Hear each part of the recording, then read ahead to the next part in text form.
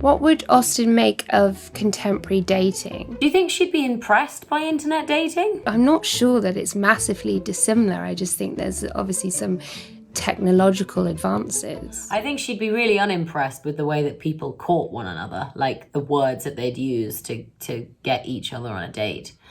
But maybe she'd be able to sum up internet dating really beautifully, knowing Austen.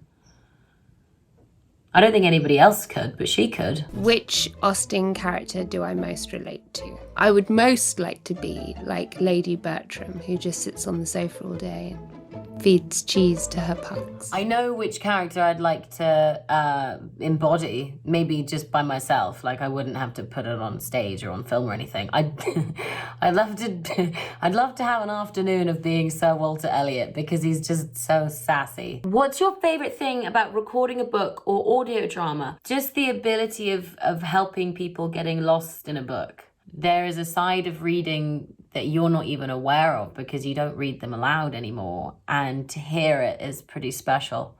So I hope I did an all right job. This is a very solitary experience, and because the sound around you is so critical, it's often very peaceful.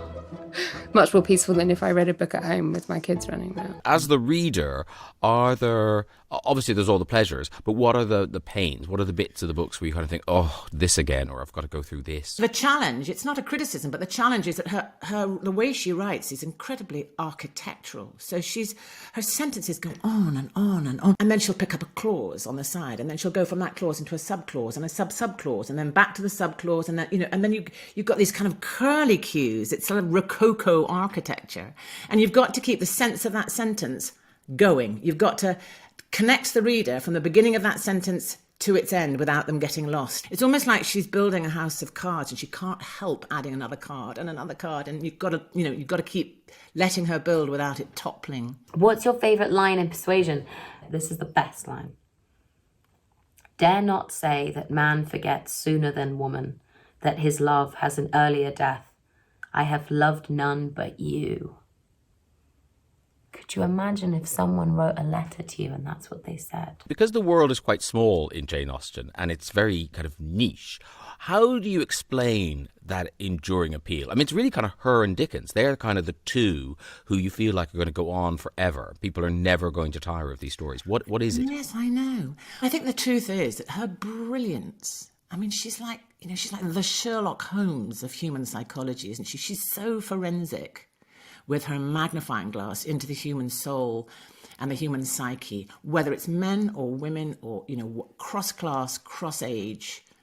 Of course, they're all white and they're all English and, there's huge limitations, but she's an absolutely sort of prize example of, look at the detail to get the big picture. And her observation is so genius about human nature. So the truth is, we're all there, even though we're wearing different clothes. The times are completely different, but human nature is really, really there. Mrs. Bennet, I find her a really interesting character because I think in adaptations, the temptation is to make her kind of cartoony and sometimes a bit cruel. But in the book, she's such a big character, you can't really do that.